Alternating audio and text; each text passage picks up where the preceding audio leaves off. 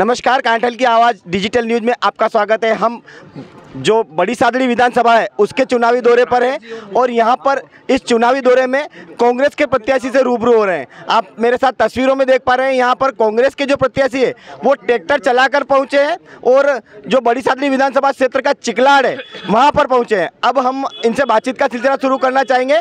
उसके पहले मैं आपको बताना चाहूँगा कि बद्रीलाल जाट यहाँ बड़ी सादड़ी विधानसभा में किसान नेता के नाम पर जाने जाते हैं और ये यहाँ पर इन दिनों विधानसभा में अपना चुनावी प्रचार कर रहे हैं। तो बातचीत कर जानना चाहेंगे क्या कुछ इनकी विचारधारा है, किस तरह से ये यहाँ पर बड़ी सादड़ी विधानसभा क्षेत्र के लोगों का भला करना चाह रहे हैं और क्या कुछ इनके मुद्दे हैं। तो चुनाव की ये जो साक्षात्कार की श्रृंखला है इसको शुरू करते हैं। सबसे पहले सर मैं ये जानना चाहता हूँ कि आपका जो बड़ी सादड़ी विधानसभा क्षेत्र है इसमें आप कहाँ तक अभी पहुँचे हैं और पूरी विधानसभा का क्या आपने दौरा कर लिया है? मेरा लगभग पूरी विधानसभा का दौरा हो गया।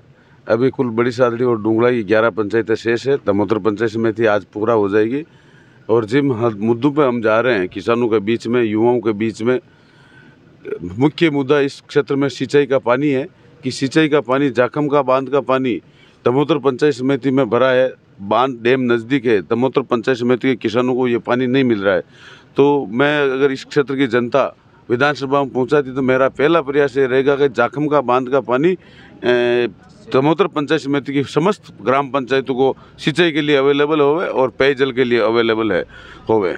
तो जिस तरह से आप यहाँ पर बड़ी सादड़ी विधानसभा के इस एरिया में घूम रहे हैं तो आपको क्या कुछ समस्याएं यहाँ पर आपको देखने की मिली है और जिस तरह से लोग आपसे क्या अपेक्षा कर रहे हैं? आप यहाँ की जनता यदि आपको आप तख्त और ताज पहनाती है तो आप यहाँ से विधायक बनने के बाद में इस क्षेत्र में क्या कुछ काम करना चाहेंगे?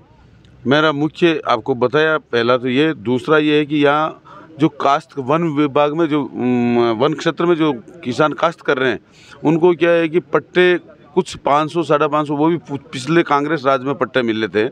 उन पट्टों में कुछ त्रुटि उनको सुधार करना और 13 दिसंबर 2006 से पहले 13 दिसंबर 2005 से पहले जो जितने भी काश्त कर रहे हैं वन विभाग क्षेत्र में उन सबको पट्टा दिलाने का काम करना है। दूसरा, अफीम नीति में संशोधन करवाना है कि अफीम नीति भी किसानों के लिए अनुकूल नहीं है। अफीम तो ये जितने भी किसान की जो समस्या है एक किसान व्यक्ति ही समझ सकता है। अब आप मैं ट्रैक्टर चला के आया हूँ, ट्रैक्टर क्या, मैं तो बैलगाड़ी भी चला लेता हूँ और हल भी आग चला लेता हूँ और चरस भी चला लेता हूँ, बल्कि आज तो चरस का जमाना ही खत्म है। मैं आपके माध्यम से सबको बताना चाहता हूँ, किसानों को, जो आपके सामने एक विधायक प्रत्याशी जो कांग्रेस पार्टी की तरफ से है वो एक ऑलराउंडर है। जैसी भी चला लेता हूँ, पोकलन चला लेता हूँ, ट्रैक्टर चला लेता हूँ, हल चला लेता हूँ, गाड़ी चला लेता हूँ, बैल चला लेता हूँ, भैंस के मोरी बना लेता हूँ, बलद के नाद गाल लेता हूँ। तो जिस तरह से आपने बताया कि आप ये सारे ही जो साधन है इनको चला लेते हैं और आप इस जो बड़ी सादड़ी विधानसभा है अब इसको चलाने के लिए सोच रहे हैं, तो इस बड़ी सादड़ी विधानसभा को चलाना और इसको विकास को नया आयाम देने के लिए आपके क्या कुछ प्रयास रहेंगे? देखिए, मैं डेयरी का चेयरमैन बना आज से 2 साल पहले। उस समय चित्तौड़गढ़ डेयरी का टर्नओवर होता था 120 करोड़। मैं एक हर क्षेत्र में काम करने वाला व्यक्ति हूँ। उस टर्नओवर को 2 साल में 450 करोड़ रुपए पहुँचाया। जब मैं डेयरी का चेयरमैन बना था एवरेज दूध का परचेज खरीद दर 34 रुपये प्रति लीटर थी, उसको बढ़ा के 2 साल में 51 रुपये औसत पे ले गया। राजस्थान की सबसे ज़्यादा progressive dairy Chittorgarh Pratapgarh dairy को बनाई।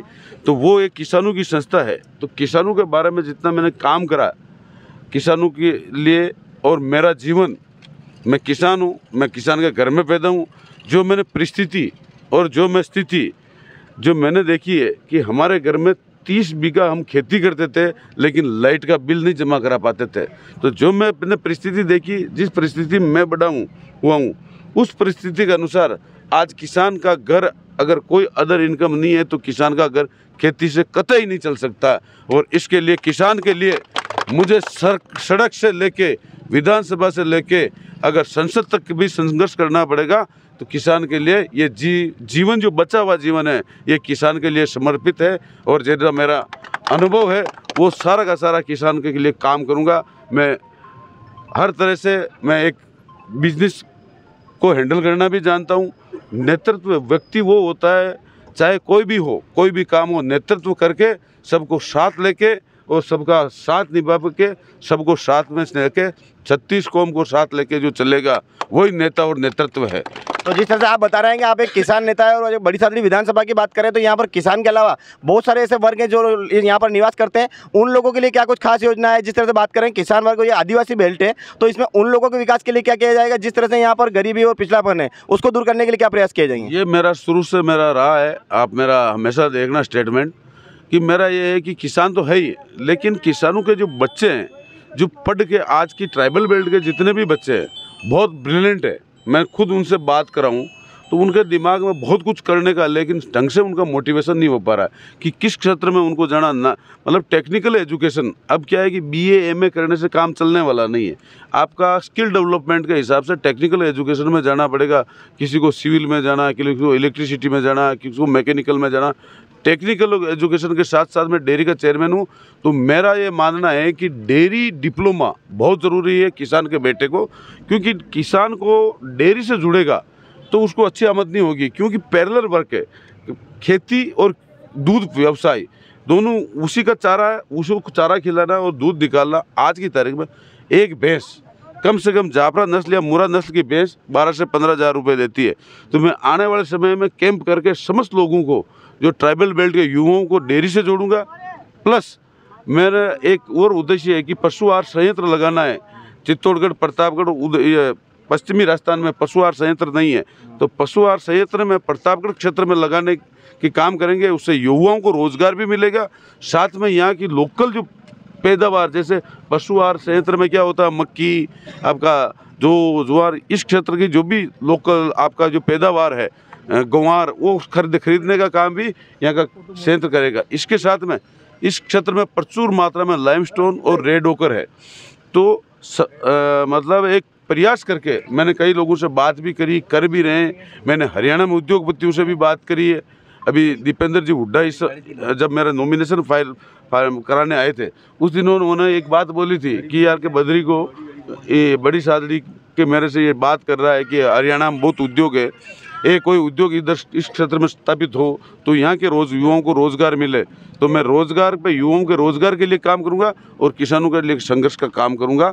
और इस देश में मेरा जो मानना है कि नीचे का व्यक्ति, जो सबसे नीचे का व्यक्ति, चाहे गरीब, मजदूर और किसान, अगर उसके पास में 2 पैसा आएगा, उसके पास में क्रय शक्ति बढ़ेगी, खरीदने की शक्ति बढ़ेगी, तो आपके बाजार में जितने भी दुकानदार दुकानें लेके बैठे हैं वो भी किसानों के भरोसे ही चलनी है, युवाओं के भरोसे चलनी है, मजदूरों के भरोसे चलनी है। जब क्रय शक्ति बढ़ेगी तो वो दुकानदार की दुकान चलेगी, उसको भी आमदनी होगी, और दुकानदार की जब दुकान चलेगी तो वो भी किसी फैक्ट्री से माल मंगा के खरीद के बेचेगा, तो फैक्ट्री भी चलेगी, और फैक्ट्री चलेगी तो युवाओं को रोजगार भी मिलेगा। तो जो कांग्रेस पार्टी का उद्देश्य है कि नीचे के व्यक्ति को मजबूत करना, वही हमारा उद्देश्य है कि नीचे के व्यक्ति को मजबूत करना। बाकी बड़ा बीजेपी का जो व्यवस्था है, वो बीजेपी वो पार्टी है कि पूंजीपतियों की पार्टी है। अब वो मैं बात एक आपको आपके माध्यम से बताना चाहता हूँ कि बीजेपी के नेता फॉरेन कंट्री में जाते हैं, बड़ा बड़ा एयरपोर्ट देखते हैं, वो का वो एयरपोर्ट की पॉलिसी आप देखो, चाहे आपका दिल्ली में एयरपोर्ट हो, चाहे जयपुर एयरपोर्ट हो, चाहे बेंगलोर एयरपोर्ट हो, चाहे हैदराबाद एयरपोर्ट हो, चाहे उदयपुर एयरपोर्ट हो, जितने भी एयरपोर्ट जो बनाए जा रहे हैं, वर्ल्ड क्लास एयरपोर्ट बना रहे हैं। मैं तारीफ करता हूँ, मैं किसी की बुराई नहीं करता हूँ, लेकिन उन एयरपोर्ट से मेरी इन जनता को क्या लेना देना। इस देश की 97% जनता आज दिन तक एयरपोर्ट देखा न गए, हम तो अभी भी कागज़ की हवाई जहाज बना के उड़ा रहे हैं। तो इस देश की जनता 97% जनता कागज़ की हवाई जहाज उड़ा रही है, उस देश में उस एयरपोर्ट का क्या मतलब है। नीचे से जनता जब तक मजबूत नहीं होगी इस देश का भला नहीं हो सकता। और जो बीजेपी वाले बोलते हैं ना कि रेवड़ियाँ बांट रहे हैं, रेवड़ियाँ नहीं बांट रहे हैं भैया, इस अर्थव्यवस्था को मजबूत कर रहे हैं, नीचे के व्यक्ति को मजबूत कर रहे हैं। नीचे का व्यक्ति मजबूत होगा तो ये देश चलेगा और ये देश विकसित बनेगा। और नीचे के व्यक्ति को, मेरे हाथ में कलम आ जावे, मैं फाइनेंस मिनिस्टर बन जाऊं, मैं 5 साल में किसानों की काया पलट दूं। मेरे बहुत बहुत धन्यवाद। आपने किसानों और सभी वर्ग के हितों की बात कही है। अब जो हमारा साक्षात्कार का सिलसिला लगभग पूरा हो चुका है। हम एक बात और आपसे पूछना चाहते हैं, इस बड़ी सादड़ी विधानसभा क्षेत्र की जनता के नाम क्या कुछ खास संदेश है, क्या आशा करते हैं उनसे? बड़ी सादड़ी की जनता से यही संदेश है कि देखो, राजनीति भाग्य और किस्मत की होती है। मैं इन पर ज़्यादा चुनाव लड़ रहे हैं, जीतेंगे भी ही, लेकिन मैं इस जनता बड़ी सादड़ी की जनता से 1 वोट मांग रहा हूं। तो बड़ी सादड़ी की जनता से ये निवेदन करना चाहता हूं, जो आपसे 1 वोट मैं मांग रहा हूं, ये वोट या आप समझ लियो, मैंने आप मोल ले लियो, तो जब भी मैं जिंदा रहूँगा, इस क्षेत्र से लड़ूँ, वापस दूसरे क्षेत्र जाऊँ, भाग्य का मुझे नहीं पता, मुझे कहाँ जाना है, क्या करना, लेकिन इस क्षेत्र की जनता के लिए जब तक मेरे में सांस रहेगी, मैं ताउम्र इनकी जनता के वोट से अगर चुन के जाता हूँ, ताउम्र सेवा करने का संकल्प लेता हूँ। बहुत बहुत धन्यवाद। मनोज राठौड़, कांठेल की आवाज़, प्रतापगढ़।